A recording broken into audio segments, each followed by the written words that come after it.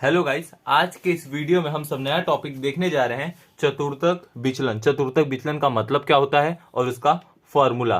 और दूसरा टॉपिक देखेंगे चतुर्थक विचलनांक। तो सबसे पहले हम देखते हैं चतुर्थक विचलन। चतुर्थक विचलन को QD के द्वारा दर्शाया जाता है, जिसका फॉर्मूला होता है Q3 माइनस Q1 भागे 2। चतुर्थक विचलन का क्या मतलब होता है?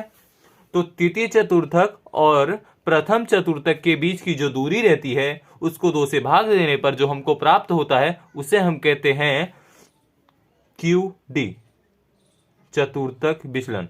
सपोज हमारे पास Q3 है 5, Q1 है 2 और बोला गया है QD निकालने को, चतुर्थक विचलन निकालना है।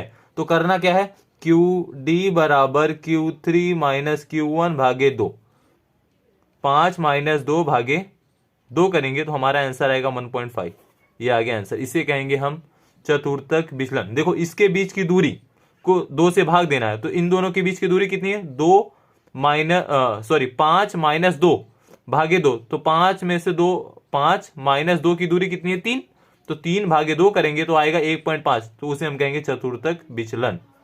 अब बात करते हैं चतुर्थक विचलनांक की, तो जिसका फॉर्मूला है Q3 माइनस Q1 भागे Q3 प्लस Q1। ये चतुर्थक विचलनांक का फॉर्मूला है। अब हम सम करते हैं। उदाहरण नंबर 5 यहां पे दिया गया, तब ज्यादा समझ में आपको आएगा। किसी एक दिन किए 10 चक्कर में एक बस ऑपरेटर को निम्नलिखित यात्री मिलते हैं। इस सूचना से यात्रियों की संख्या का चतुर्थक विचलन एवं चतुर्थक विचलनांक की गणना कीजिए। ठीक है, संख्या क्या क्या दिया गया है? 19, 25, 35, 10, 24, 8, 12, 5, 20, 30। इस सूचना के आधार पे चतुर्थक विचलन और विचलनांक की गणना करनी है। ठीक है, तो सबसे पहले जो सूचना दी गई है उसको हम चढ़ते क्रम में लिखते हैं। तो यहां पे हमको लिखना है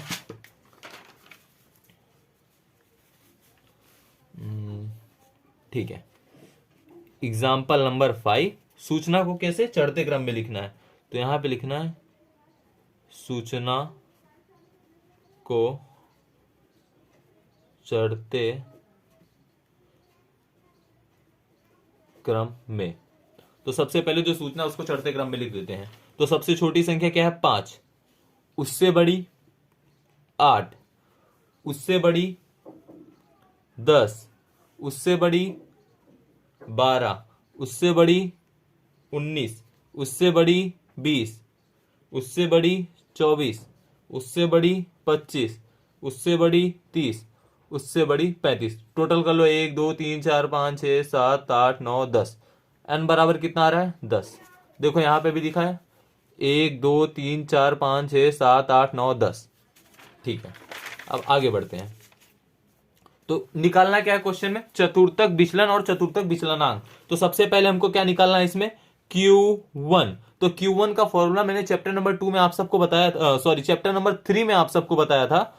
1, क्योंकि यहां पे 1 है ब्रैकेट में, n प्लस 1 भागे 4 व अवलोकन मूल्य। n बराबर कितना है? 10 प्लस 1 भागे 4 अवलोकन मूल्य। तो 10 प्लस 1 करेंगे 11 होगा, भागे 4 करेंगे तो आंसर आएगा 2.75। तो एक बाहर रहेगा 2.75 अवलोकन। ठीक है, 1 से 2.75 को इंटू करेंगे तो आएगा 2.75 व अवलोकन मूल्य। अब क्या करना है? अब देखो 2.75वां अवलोकन मूल्य आ गया, तो दूसरा अवलोकन प्लस तीसरा अवलोकन, पर तीसरा अवलोकन दिया नहीं गया, 3 नहीं यहां पे बोला, यहां पे कितना बोला? 2.75। तो यहां पे Q1 निकालने के लिए हम एक चीज करेंगे। देखो 2.75 मतलब 2 पूरा, उसका कितना दिया गया? 8। तो यहां पे ले लेंगे 8। बचा कितना? 0.75। तो 0.75 यहां पे लेंगे। 8 के बाद कितना आता है? सपोज यहां पे देखो 1 2 3 4 5 6 7 8 9 10। ये कुछ मैंने संख्या लिख दिया। अब यहाँ पे आंसर कितना है 2.75, तो 2.75 यहाँ पे आएगा 2 से 3 की तरफ, इसके बीच में यहाँ पे आएगा 2.75 कहीं। तो हमने 2 का तो मूल्य ले लिया, 2 का मूल्य कितना 8, 0.75 बचा उसका अभी तक मूल्य मिला नहीं है, तो हम करेंगे क्या, तो 2 के बाद क्या आता है 3, तो तीसरा अवलोकन मूल्य कितना दिया है यहाँ पे 10 दिया है, तो उसको यहाँ पे ले लेंगे ब्रैकेट में 10 माइनस 3 से पहले का, तो 3 से पहले का कितना दिया है 8, तो यहां पे ले लेंगे 8, ब्रैकेट बंद कर देंगे। तो देखो 8 प्लस 0.75, 10 में से 8 गया तो कितना बचा 2, तो 8 प्लस 1.5, तो यहां पे आ जाएगा Q1 बराबर 9.5। समझो बात को, यहां पे कितना है 2.75, 2.75 मतलब 2 से 3, तो यहाँ पे दूसरा, यहाँ पे 2 आया, 2 से 3, 2 से 3 तक जाना है, तो 2 यहाँ पे आया, 2 का अवलोकन मूल्य कितना दिया है 8, तो यहाँ पे हमने 8 ले लिया, ये देखो 8 हमने यहाँ पे ले लिया। बचा कितना 0.75, तो 0.75 कहां से आएगा 2 से 3 के बीच में, 3 पहुंचा नहीं है बट 3 से पहले आएगा, तो इसके लिए हम एक फॉर्मूला यहाँ पे लगाए हैं।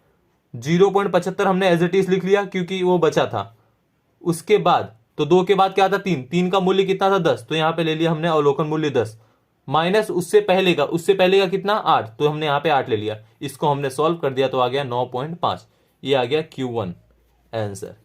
अब क्या निकालना है Q3, तो यहाँ पे हम निकालते हैं Q3 बराबर 3 ब्रैकेट में n+1 भागे 4 व अवलोकन मूल्य 3 ऐसे रहेगा, n बराबर कितना है 10 प्लस 1 भागे 4 अवलोकन मूल्य, 3 को साइड में रखेंगे, 10 प्लस 1 भागे 4 करेंगे तो आएगा आंसर हमारा 2.75। डायरेक्ट मैं यहाँ पे कर दे रहा हूँ, 3 इंटू 2.75 करेंगे तो आएगा 8.25 व अवलोकन मूल्य। इसके बाद क्या करना है, 8.25 आया है, तो यहां पे हम 8वां मूल्य लिखेंगे यहाँ पे, तो 8वां मूल्य कितना आ रहा है 1 2 3 4 5 6 7 8, 8 मतलब 25 आ रहा, तो यहाँ पे पहले हम 25 लिख देंगे, तो यहाँ पे लिखेंगे Q3 बराबर 25, ठीक है, प्लस बचा कितना 8 को अब साइड कर दो, तो यहाँ पे 0.25 बचा, तो यहाँ पे लिखेंगे 0.25, 8 के बाद 9वां अवलोकन मूल्य, तो 9वां अवलोकन मूल्य कितना है 30, तो यहां पे हम लिखेंगे 30,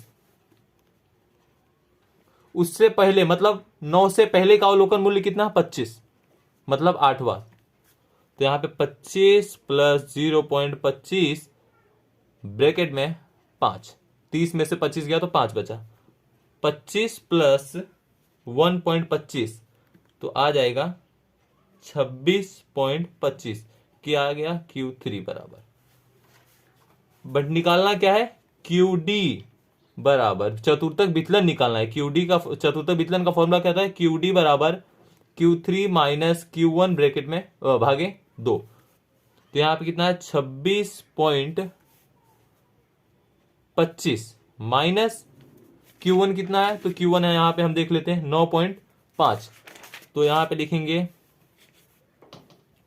9.5 भागे 2, तो 26.25 माइनस 9.5 भागे 2 करेंगे तो आएगा 8.375, ये आ गया QD बराबर आंसर।